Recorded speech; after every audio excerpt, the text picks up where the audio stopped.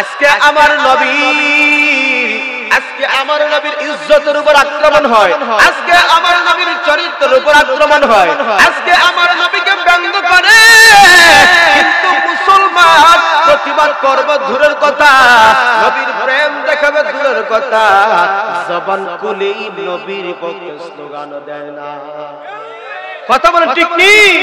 তুমি নবীর উম্মত দাবি করো, সুন্নাহ মানো না, নবীর অপমানে তোমার হৃদয় কাঁদে না। তুমি নবীর উম্মত দাবি করো, সুন্নাহ মানো না, নবীর অপমানে তোমার হৃদয় কাঁদে না।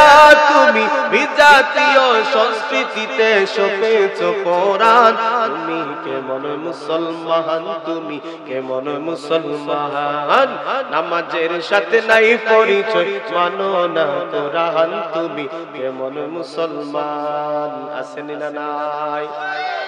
কি হবে শেষ নবীজির উম্মত বলে দাবি করে, যদি ওই দেওয়ানবাগী নবীর চেয়ার দখল করে। কি হবে শেষ নবীজির উম্মত বলে দাবি করে, যদি ওই কাদিয়ানীরা নবীর চেয়ার দখল করে।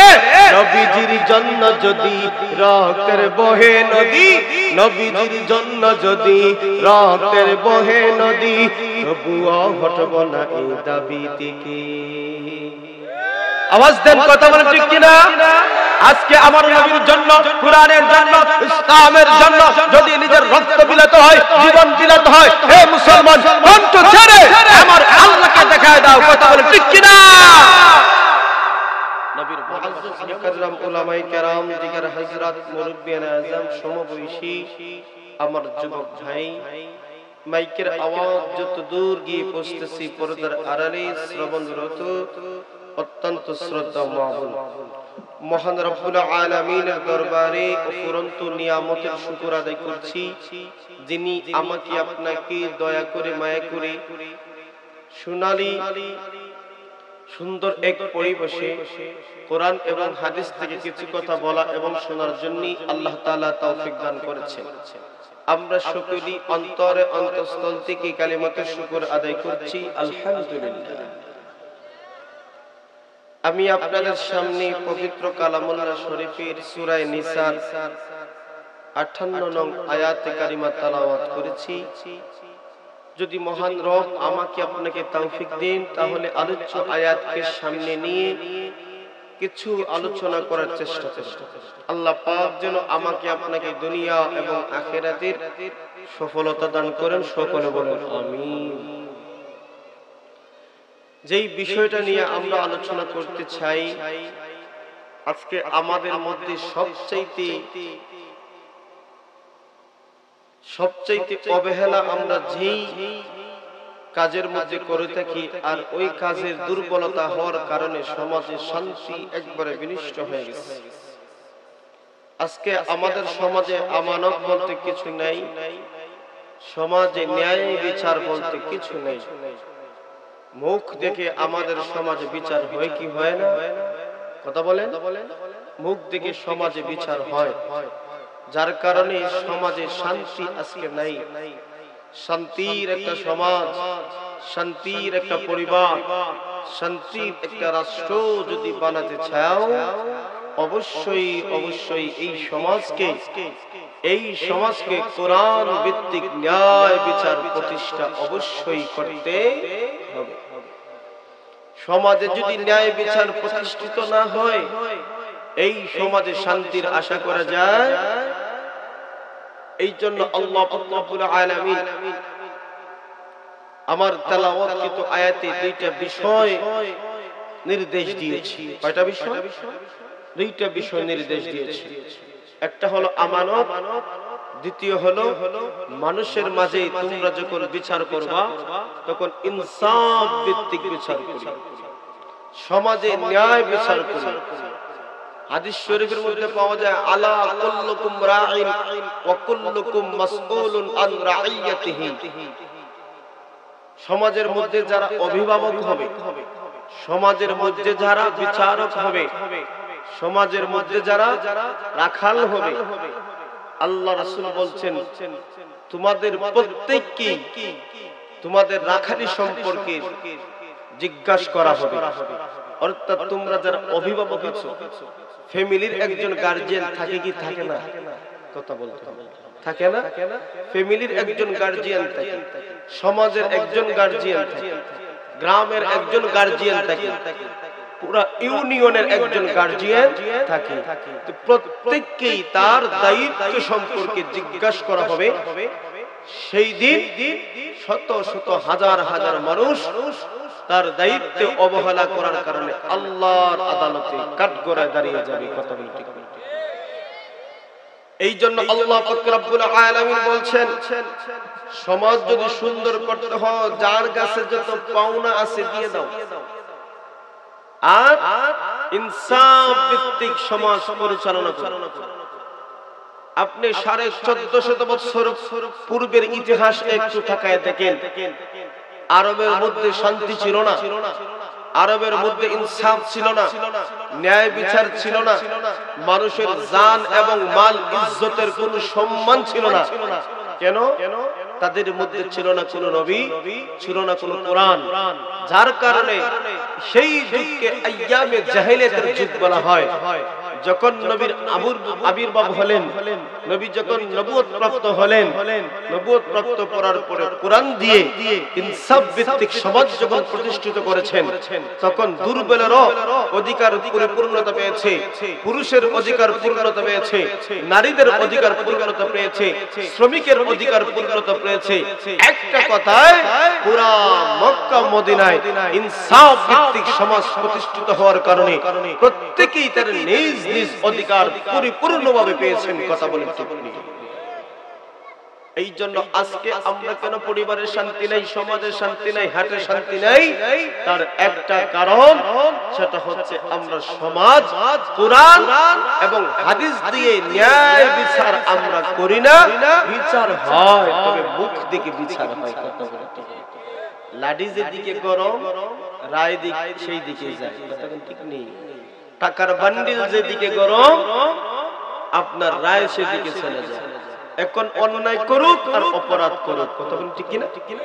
এই জন্য আল্লাহ বলেন ইন্নাল্লাহা ইয়া'মুরুকুম আন তু'আদ্দুল আমানাতি ইলা আহলিহা।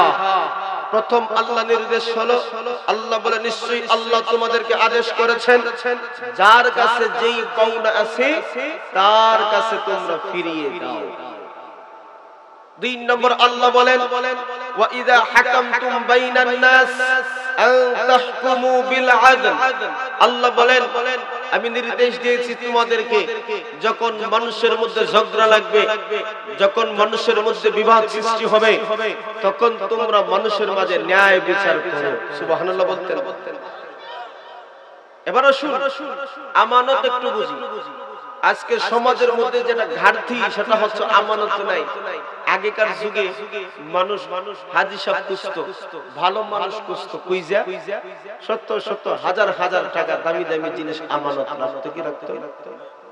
এখন তো ব্যাংক আছে, এই জন্য মানুষ ব্যাংক অ্যাকাউন্টে টাকা পয়সা জমা দিয়ে, তারপরও মানুষ ভালো মানুষের কাছে রাখে কি রাখে না? এই জন্য আল্লাহ পাক রব্বুল আলামিনের নির্দেশ হলো আমানত যার কাছে পাওনা আছে তার কাছে পাওনাগুলো তোমরা আদায় করে দাও, ফিরিয়ে দাও। সমাজ সুন্দর করার জন্য আল্লাহ পাক রব্বুল আলামিন বলেন যার কাছে যত পাওনা আছে দিয়ে দাও। এই দিকে লক্ষ্য করলে দেখা যায় আমাদের কাছে ব্যক্তিগতভাবে যে যেভাবে পাওনা পাক না কেন, এই পাওনাগুলো যদি আমরা ফিরিয়ে দেই সমাজ সুন্দর। আজকে আপনি আমি দোকানে অনেক সময় বাকিতে লেনদেন হয় কি হয় না?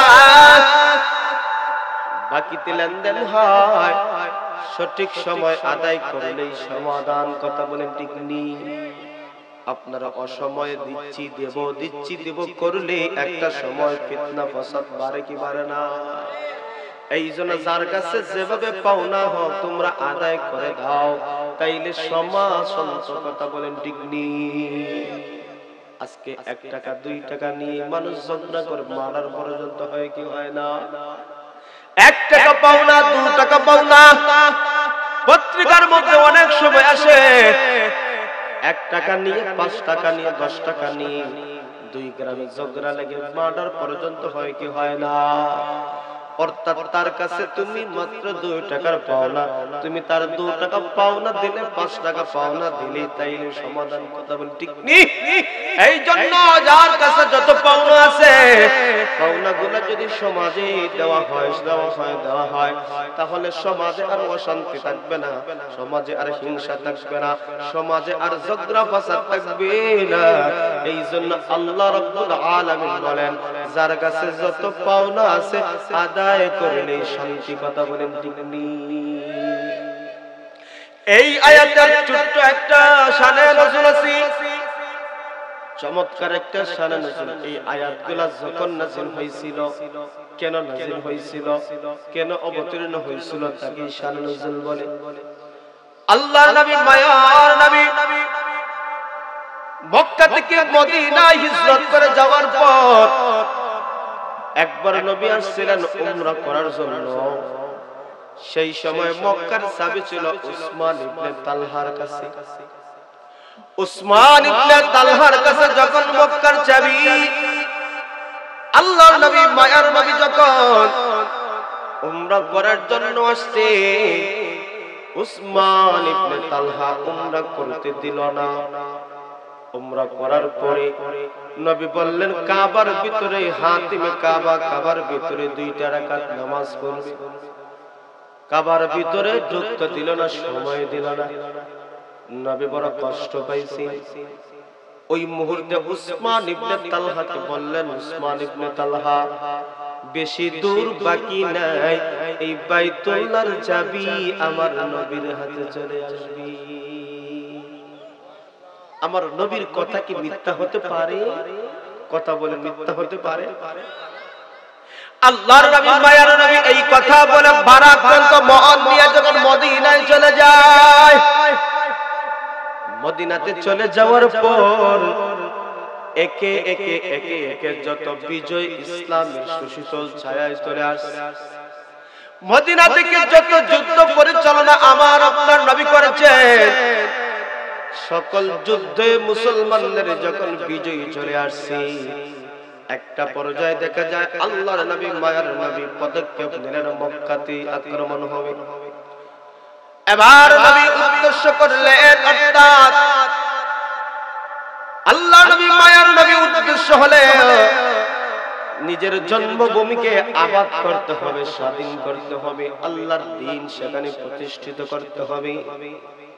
আল্লাহর নবী মায়ার নবী এবার লক্ষ্য করে দেখেন, আল্লাহর নবী মায়ার নবী যখন মক্কা মদিনা সব দখল চলে আসলো, আমার আপনার নবী বিজয় বেশে যখন মক্কাতে চলে আসছেন, ইযা জাআ নাসরুল্লাহি ওয়াল ফাত ওয়া রাআইতান নাস ইয়াদখুলুনা ফি দীনিল্লাহি আফওয়াজা فسبح بحمد ربك واستغفر إنه كان توابا। ফতে মক্কা যখন হয়ে গেল, মক্কা যখন বিজয় হয়ে যায়, আল্লাহর নবী মায়ার নবী এবার যখন বাইতুল্লাহর সামনে গেলেন, বাইতুল্লাহর চাবি যার কাছে ছিল, অর্থাৎ উসমান ইবনে তালহার কাছে আমার নবীজির চাবি ছিল। উসমান ইবনে তালহা 2টা বর্ণনা পাওয়া যায়। একটা বর্ণনা পাওয়া যায় উসমান ইবনে তালহা চাবি নিয়ে পাহাড়ে চলে যায়।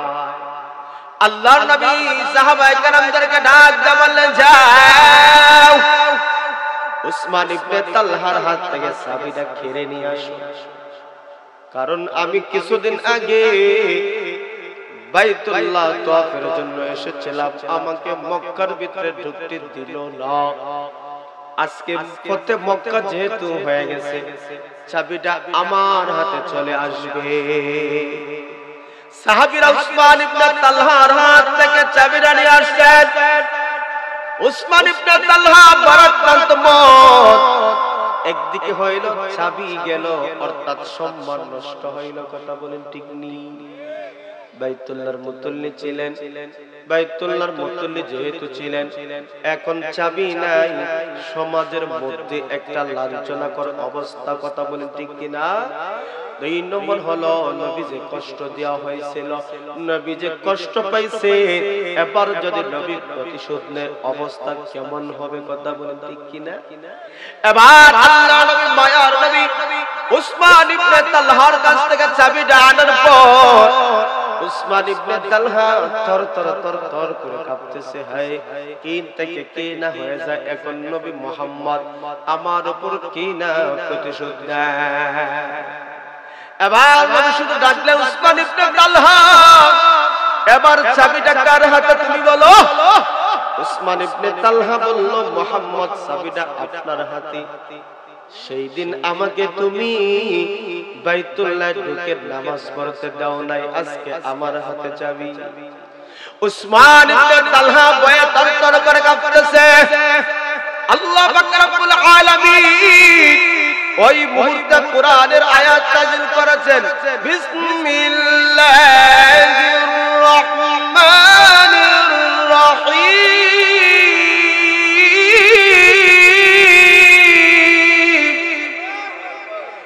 ইন্না আল্লাহা ইয়া'মুরুকুম আন তু'আদ্দুল আমানাতি ইলা وَإِذَا حَكَمْتُمْ بَيْنَ النَّاسِ أَن تَحْكُمُوا بِالْعَدْلِ إِنَّ اللَّهَ نِعِمَّا يَعِظُكُم بِهِ إِنَّ اللَّهَ كَانَ سَمِيعًا بصيرا। আল্লাহ পাক রব্বুল আলামিন নির্দেশ দিয়েছিলেন, ওগো পয়গম্বর, যার কাছে যেই পাওনা আছে, যার কাছে যার আমানত আছে, তার কাছে আপনি পৌঁছে দাও। আল্লাহর নির্দেশ হলো আনতু আব্দুল আমানাতি ইলা আহলিহা, যার কাছে যত আমানত আছে ওই আমানতগুলো তার কাছে আপনি পৌঁছে দাও।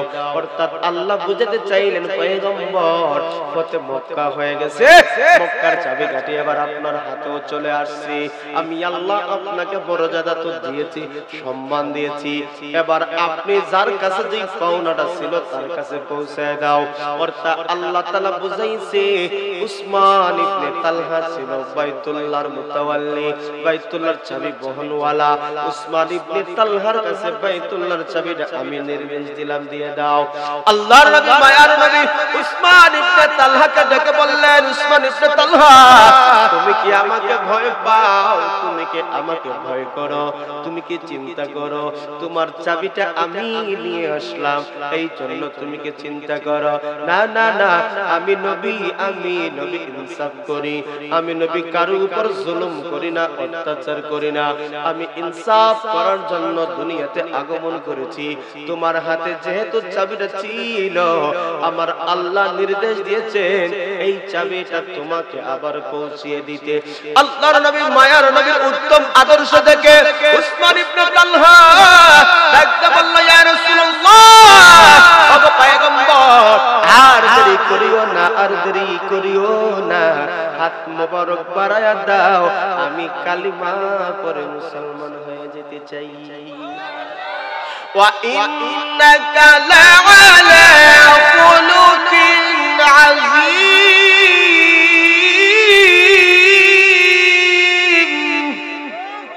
আল্লাহ বলেন, আমার নবীকে উত্তম আদর্শ দিয়ে দুনিয়াতে প্রেরণ করা হয়েছে, আমার আল্লাহ পাঠাইছেন।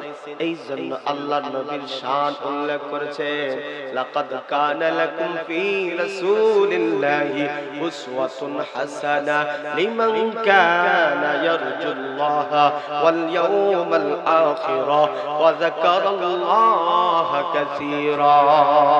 আমার আল্লাহ বলেন আমার নবীর আদর্শে আদর্শিতবান হও, আমার নবীর ফলোয়ার তুমি হয়ে যাও, দুনিয়া শান্তি হবে, জীবন শান্তি হবে, পরিবার শান্তি হবে, সমাজ শান্তি হবে।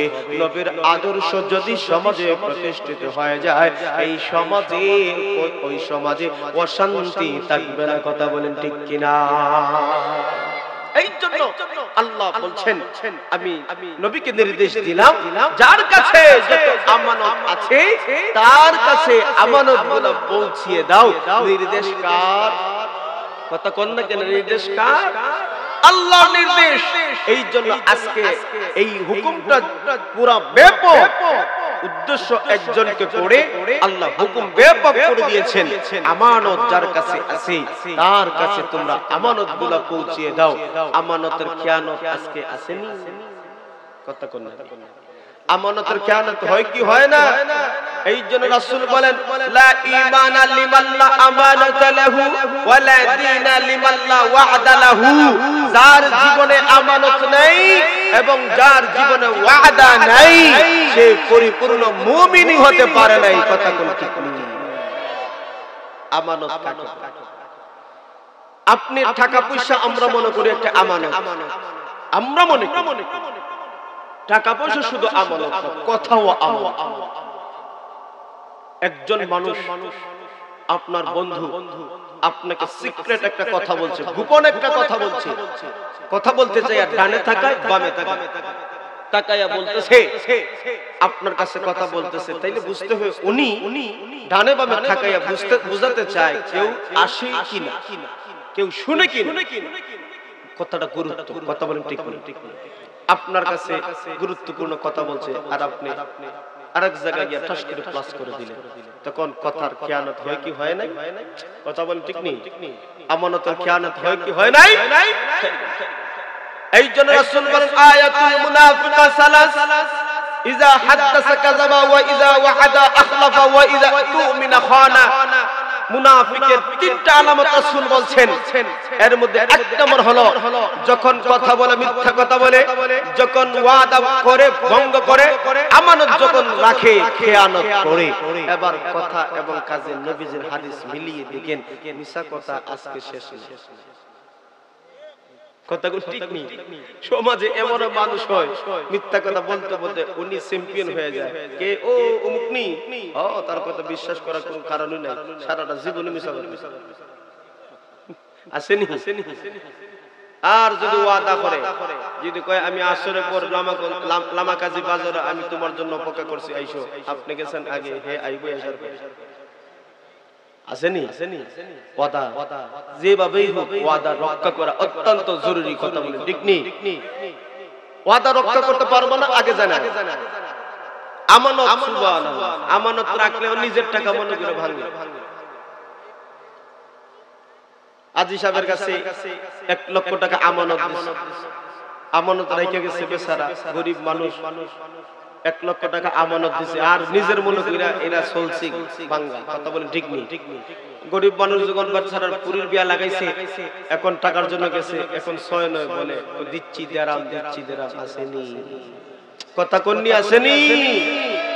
এই জন্য রাসূল বলেন আমানত হচ্ছে যেইভাবে যে টাকা আপনার কাছে দিয়েছে ওই টাকাটা যখন পাওনাদারে চাইবে হুবহু এই টাকা আপনি দিবেন, একটা পয়সা ভাঙতে পারবেন না। আপনার বলবেন হুজুর আমি যদি বিপদে হইলে ভাঙিয়ালাই, আবার যদি 1 লক্ষ টাকা আমি মিলিয়ে দেই তাহলে কি আমানতের খেয়ানত হবে কি? হ্যাঁ, আমানতের খেয়ানত হবে। কারণ যে যেইভাবে টাকাগুলো দিয়েছিল সেই টাকা তো আর থাকলো না, অন্য টাকা দিয়ে আপনি পুরিয়ে দিয়েছেন, এটাই হলো আমানতের খেয়ানত। কথা বলেন ঠিক না? এইভাবে মিলাইয়া দেখেন কয়জন মানে কয়জনে? এই জন্য আমানত আজকে আমাদের নাই। আমানতের খেয়ানত হয়, আমানতের খেয়ানত হয়। কথার আমানত আছে, জিনিসপত্রের আমানত আছে, আমার বন্ধুগণ টাকা পয়সার আমানত আছে, দলিল মানুষের কাছে জমা রাখে। আবার কিছু কিছু মানুষ ওই দলিল সেটেলমেন্ট আসলে নিজের নামে পর্যন্ত কইরা ফেলায়, আসেনি না নাই? এই জন্য বন্ধুগণ আল্লাহ পাক রব্বুল আলামিন নির্দেশ দিয়েছেন আমানত রক্ষা করো, আমানতের খেয়ানত করিও না। আমানতের খেয়ানত কারা করে, মিথ্যা কথা কারা করে এবং ওয়াদা ভঙ্গ কারা করে, নবী বলেন এটা হলো মুনাফিকের আলামত। আজকে আমাদের সমাজে মুনাফিক ভরে গেছে। আসলে আজকে আমাদের সমাজে মুনাফিকরা ভরে গেছে। এক জায়গার কথা অন্য জায়গায় লাগায়, এক জায়গার কথা অন্য জায়গায় লাগায়, অর্থাৎ সুকুলকুর এবং মুনাফিক আত্মসমালোচনাকারী আমাদের সমাজে ভরে গেছে। কথা বলে ঠিক নেই? এই জন্য আল্লাহর নবী, মায়ার নবী যখন মক্কা ছেড়ে মদিনায় হিজরত করে যাইবেন, মক্কার বেঈমান মুশরিকরা আমার আপনার নবীর কষ্ট দিতে দিতে আরেক পর্যায়ে শেষ পর্যায়ে চলে আসছে। আল্লাহ নির্দেশ দিয়েছেন, পয়গম্বর আপনি মক্কা ছেড়ে মদিনা আপনার জন্য নিরাপদ, আপনি হিজরত করেন। তবে মক্কা থেকে মদিনা থেকে আপনি যখন মক্কায় আবার আসবেন, বিজয়ী বেশে আপনি সুবহানাল্লাহ। আমি পুরো ঘটনা বলার উদ্দেশ্য না, শুধু মূল বিষয়টা বুঝাতে চাই। আল্লাহর নবী, মায়ের নবী হিজরতের সময় আলীকে ডাকতে বললেন, সাহাবী আলী, বন্ধু আমার। ওইদিকে আলী হলেন নবীর বন্ধু, আবার হলেন জামাতা, আবার নবীর সাহাবী, জান্নাতের সার্টিফিকেট প্রাপ্ত। সুবহানাল্লাহ। আলীকে ডাকতে বলে, আলী আমার আল্লাহ নির্দেশ দিয়েছেন আমি মক্কা ছেড়ে মদিনায় হিজরত করে যাব। তবে আমার কাছে মক্কার বেঈমানদের কিছু আমানত ছিল, আমার কাছে কিছু দামি দামি কাগজপত্র ছিল, আমার কাছে দামি কিছু জিনিস ছিল, তাদের দামি জিনিসগুলো আমার কাছে ছিল। এই জিনিসগুলো আমি কার কাছে রেখে যাব? আমি তোমাকে চয়েস করেছি। আলী তোমাকে বলি, তোমাকে আমার বিছানায় আজকে তুমি ঘুমাইবা, আমার চাদর মুড়ি দিয়ে ঘুমাইবা। ওই মুহূর্তে বেঈমান মুশরিকরা আয়েশা দেখবে মুহাম্মদ ঘুমো, কিন্তু আমি নাই, তুমি ঘুমো। মুহাম্মদ যেহেতু উদ্দেশ্য করে চালা চলে আসবে, দুইটা আয়েশাই আমি নবী মনে করে তোমাকে মারবে, এমনকি হত্যা পর্যন্ত করতে পারে। আলী তুমি কি রিস্ক নিতে পারো? আল্লাহু আকবার। আলী ডাকতে বলল, ইয়া রাসূলুল্লাহ, ইয়া হাবিবাল্লাহ, আপনার ভালোবাসা, আপনার মহব্বতে আমি যদি আমার জীবনটাকে উৎসর্গ করতে পারি আমি নিজে ধন্য। আপনার ভালোবাসায় আমি এই বিছানায় ঘুমিয়ে থেকে যদি ওই বেঈমান মুশরিকরা মারা ফেলে, তাহলে আমি আলী ধন্য হয়ে যাব। আপনার জন্য আমি আলী জান কুরবান। আজকে আমার নবী, আজকে আমার নবীর ইজ্জতের উপর আক্রমণ হয়, আজকে আমার নবীর চরিত্রের উপর আক্রমণ হয়, আজকে আমার নবীকে ব্যঙ্গ করে, কিন্তু মুসলমান প্রতিবাদ করবে দূরের কথা, নবীর প্রেম দেখাবে দূরের কথা, জবান খুলেই নবীর পক্ষে স্লোগান দেয় না। কথা বলে ঠিক নেই? তুমি নবীর উম্মত দাবি করো, সুন্নাহ মানো না, নবীর অপমানে তোমার হৃদয় কাঁদে না। তুমি নবীর উম্মত দাবি করো, সুন্নাহ মানো না, নবীর অপমানে তোমার হৃদয় কাঁদে না। তুমি বিজাতীয় সংস্কৃতিতে সপেছ কোরআন, তুমি কেমন মুসলমান, তুমি কেমন মুসলমান, নামাজের সাথে নাই পরিচয়, মানো না কোরআন, তুমি কেমন মুসলমান। আসেন না নাই? কি হবে শেষ নবীজির উম্মত বলে দাবি করে, যদি ওই দেওয়ান বাগি নবীর চেয়ার দখল করে? কি হবে শেষ নবীজির উম্মত বলে দাবি করে, যদি ওই কাদিয়ানীরা নবীর চেয়ার দখল করে? নবীজির জন্য যদি রক্তের বহে নদী, নবীজির জন্য যদি রক্তের বহে নদী, তবুও হটব না এই দাবি থেকে। আওয়াজ দেন, কথা বলেন ঠিক কিনা? আজকে আমার নবীর জন্য, কুরআনের জন্য, ইসলামের জন্য যদি নিজের রক্ত বিলাতে হয়, জীবন বিলাতে হয়, হে মুসলমান, কণ্ঠ ছেড়ে আমার আল্লাহকে দেখায় দাও। কথা বলেন ঠিক কিনা? নবীর ভালোবাসা এমনই হওয়া চাই। কথা বলেন ঠিক নেই? আলী বললেন, হুজুর কি বলেন? আপনার জন্য, আপনার জন্য আমার জানটা উৎসর্গ করে দেব, তারপর একটা মুহূর্তের জন্য আমি বিছানা ছাড়ব না। সুবহানাল্লাহ বলেন। ওই মুহূর্তে নবী বললেন, আলী তুমি যে ভালোবাসার প্রমাণটা দেখিয়েছো, প্রতিদান দিবেন তিনি।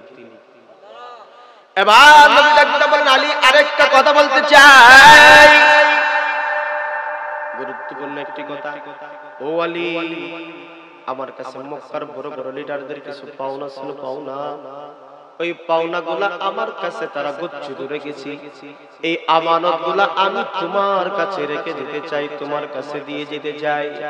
ও আলী, ও আলী, আমি এই আমানতগুলা আমি তোমার কাছে রেখে যেতে চাই।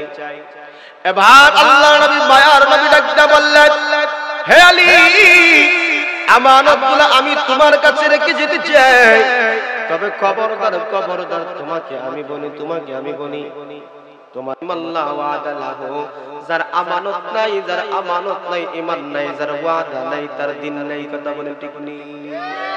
আল্লাহ নবী মায়ার নবীর কথা অনুযায়ী আলী সুন্দর করে সব আমানতগুলা পাশে রেখে ঘুমিয়ে গেছে।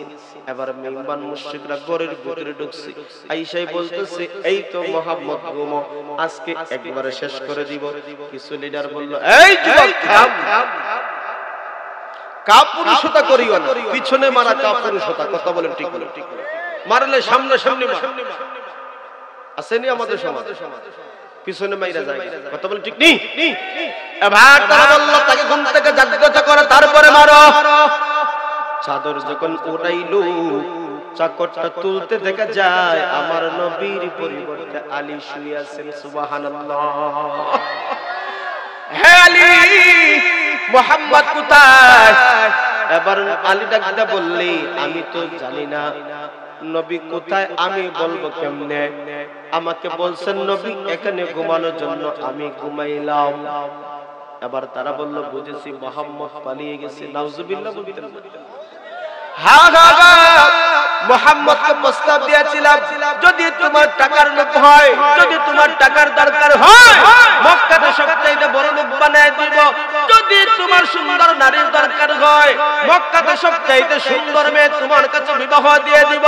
যদি তোমার নেতৃত্ব চাও, মক্কার সবাই তোমার কথায় উঠবে বসবে। কিন্তু বুঝেছি মুহাম্মদ আমাদের দামি কিছু জিনিসের লোভ সামলাইতে পারলো না, সবগুলা নিয়ে রাতে ভাইগা গেল। নাউজুবিল্লাহ কোন? সবগুলা মুহাম্মদ নিয়ে গেল।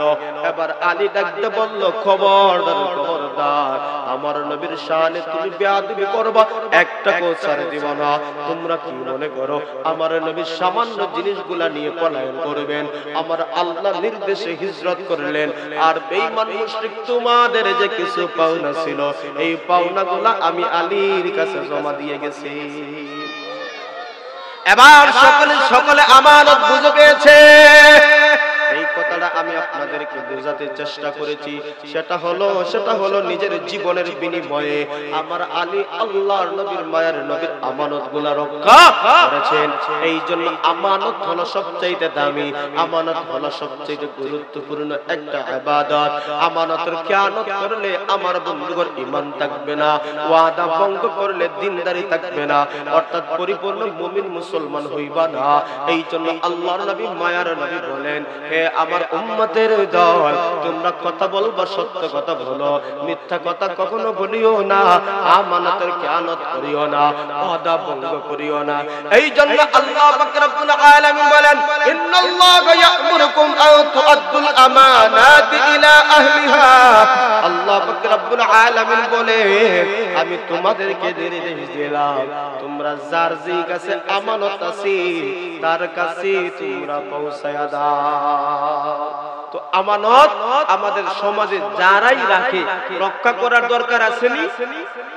বাবাজি বলেন, কথা বলেন, রক্ষা করতে হবে। আল্লাহ কুরআন আমানত দিয়েছেন জমিনে, জমিন বলল পারবো না, পাহাড় বলল পারবো না, সবকিছু অস্বীকার দিলেন, কেউ বলে পারবো না।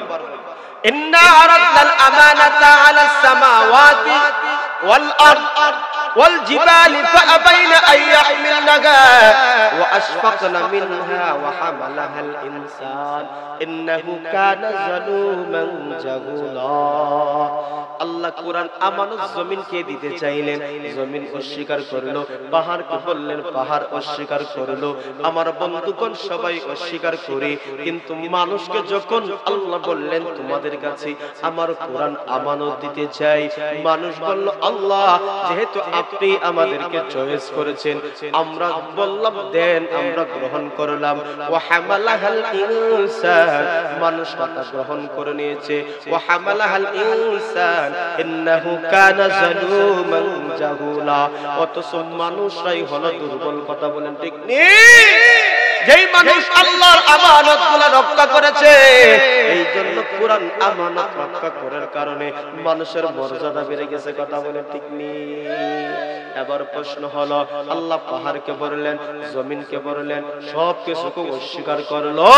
আল্লাহ সুযোগ দিয়েছিলেন, সুযোগ অর্থাৎ অপশন রেখেছেন, পারলে মানো, না পারলে কোনো অসুবিধা হবে না। আল্লাহ অপশন রেখেছেন, ও পাহাড় ও জমিন সব কিছুকে অপশন দিয়েছেন, যদি আমার আমানত নিতে পারো তাইলেও ভালো, যদি তোমরা আমার আমানত নাও নিতে পারো তারপরেও ভালো। এবার পাহাড় জমিন বলল, আমানত যদি আমরা গ্রহণ করি, যদি খেয়ানত হয়ে যায় তাহলে শাস্তি আছে না নাই? এই জন্য তারা অপশন গ্রহণ করলো, আল্লাহ আমরা পারবো না, বাড়ি জিনিস আমরা নিতে পারবো না। কিন্তু আল্লাহ বলেন মানুষ হলো দুর্বল, খুলিকাল ইনসানু দাঈফা। আল্লাহ বলেন মানুষকে আমি দুর্বল করে বানাইলাম, এই মানুষকে আমি আল্লাহ দুর্বল করে বানাইলাম। আমার বন্ধুগণ, আমার প্রাণের ভাইরা, এই জন্য এই দুর্বল প্রাণী মানুষকে আমার আল্লাহ কোরআন দিলেন, এই কোরআনের কারণে মানুষের মর্যাদা বেড়ে গেছে। ওয়ালাকাদ কাররামনা বানি আদম, আল্লাহ বলেন আমি আদম সন্তানকে সম্মানিত করে বানাইছি। কেন সম্মানিত করে বানাইছেন জানেননি? আল্লাহ বলেন আর রহমান আল্লামাল কুরআন খালাকাল ইনসান আল্লামাহুল বায়ান। আমি আল্লাহ মানুষদেরকে কোরআন শিখিয়েছি, এই কোরআনের কারণে মানুষ দামি হয়ে গেছে। এই জন্য বন্ধুগণ, আমার প্রাণের ভাইরা, কোরআন আজকে আমাদের সমাজে আছে না নাই? কথা কোন? কোরআনের আইন যদি সমাজে প্রতিষ্ঠিত হয়ে যায়, সমাজ সুন্দর হয়ে যাবে। এই জন্য আল্লাহ পাক রব্বুল আলামিন বলেন আমানত গুলা রক্ষা করো। 2 নম্বর বিষয় আল্লাহ বলেন তোমরা সমাজে ন্যায় বিচার করো। সমাজে যখন বিচার ইনসাফ ভিত্তিক হবে, এই পরিবার সুন্দর হবে, সমাজ সুন্দর হবে, রাষ্ট্রে শান্তি ফিরে আসবে। কথা বলে ঠিক নেই? যারা সমাজে ন্যায় বিচার করবে আর ন্যায় বিচার যারা করবে তাদেরকে কত মর্যাদা আল্লাহ দিয়েছেন। সুবহানাল্লাহ। কত সম্মান, কত মর্যাদা। যারা ন্যায় বিচার করে সবাই দেখবে সালাম করে, কয় যোগ্য না থাকো। কথা বলে ঠিক নেই? আর কিন্তু আমগো দেশের অবস্থা হইলো, আমাদের দেশের যারা অভিভাবক, যারা আমাদেরকে চালায়, শাসন করে, তাদের চরিত্র কি জানেননি? অমুক নেতার চরিত্র ফুলের মতন পবিত্র, নামাজ পড়ে না এক ওয়াক্ত, গাঞ্জা গায়ে 5 ওয়াক্ত।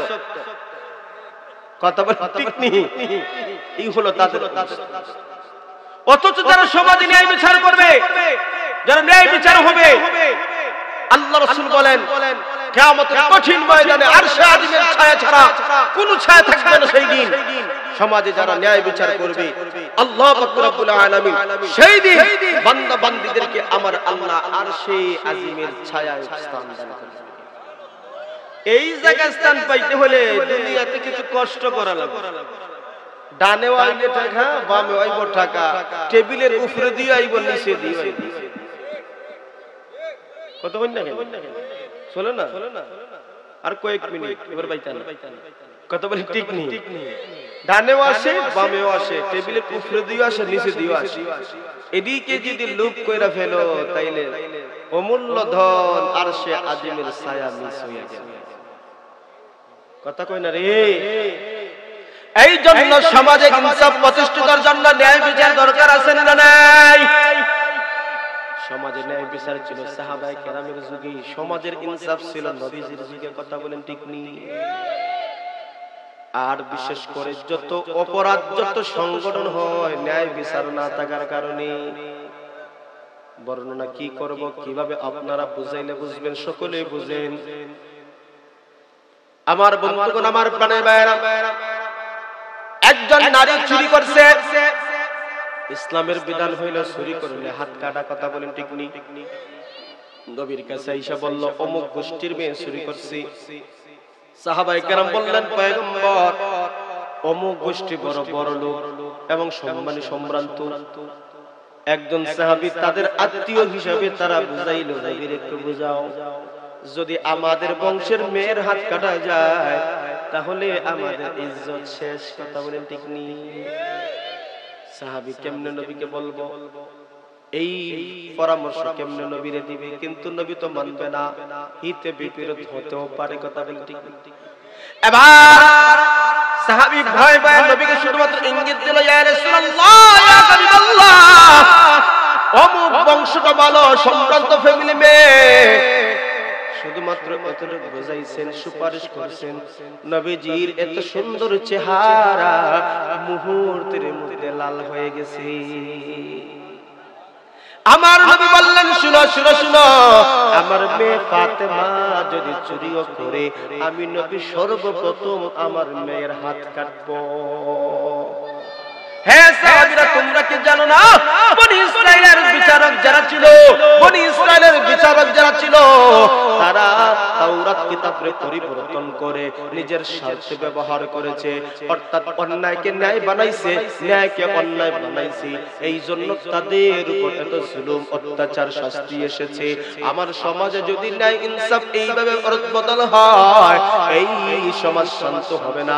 আমি নবীকে পর্যন্ত আল্লাহ আযাব দিবে। কথা বলেন ঠিক নেই? বিচার সুন্দর করতে হবে। দুই নম্বর হলো সাহাবায়ে কেরামের যুগে বিচার। হযরত আলী রাদিয়াল্লাহু তাআলা ইসলামের চতুর্থ খলিফা, উনার একটা লৌহ বর্ম ছিল, হারিয়ে ফেলছে, পাইছে না ইহুদির কাছে। ইহুদি লৌহ বর্ম কার? ইহুদি বলল আমার। আলী বললেন না, এটা আমারটা হারিয়ে গেছে, চুরি হয়ে গেছে। ইহুদি বলল না, এটা সুজা হযরত আলী, উনি তো প্রধানমন্ত্রী, সেই সময় বিচারক ছিলেন কাজী শুরাইহ রাহমাতুল্লাহি আলাইহি। উনার কাছে মামলা করলেন, মামলা দিলেন যে প্রধান বিচারপতি, এক ইহুদির কাছে আমার লৌহ বর্ম পেয়েছি, তরবারি পেয়েছি, এটা আমার, আপনি বিচার করবেন। এবার কাজী শুরাইহ রাহমাতুল্লাহ প্রধান বিচারপতি, তো প্রধান বিচারপতি নোটিশ দিয়েছেন, আলী কি একটা, বাদীকে একটা, দুইজনকে নোটিশ দিয়েছেন, অমুক তারিখ তোমরা সাক্ষী পত্র নিয়ে উপস্থিত হইবা। আর আমগো দেশের প্রধানমন্ত্রী, তার উপর মামলা করতা, চুরি হইতো, আয়না করে বইরা হান দেই। কথা কোন ঠিক নেই? আসেনি একটা কড়াই মজুর পিয়াসো, এক নেতার পিয়াসো, তার যদি কোনো আত্মীয় হয় অনেক দূরে, আর যদি কোনো অপরাধ কইরা থাকে, থানার মধ্যে বলতে এটা আমার লোক, ছেড়ে দে। কথা কোন না কেন? আসেনি 5 আগস্টের পরে বুঝাইছে এই নেতাদের দৌড় কি পরিমাণ। কথা বলে ঠিক নেই? আরে সমাজে যদি তোমার ইনসাফ ভিত্তিক সমাজ প্রতিষ্ঠা করতা, সমাজে যদি মানুষের অধিকার হরণ না করতা, মানুষ জুতার মারি দিয়ে এই দেশ থেকে তাড়াইতো না। কথা বলে ঠিক নেই? আল্লাহ ধরার সময় ধরে। কথা বলে ঠিক নেই? এই জন্য সকল এখনো সতর্ক হয়ে যাও। আমরা যারা সবাই আছি সতর্ক হয়ে যাই, কারণ আল্লাহর ধরা একটু লাস্টেই হয়।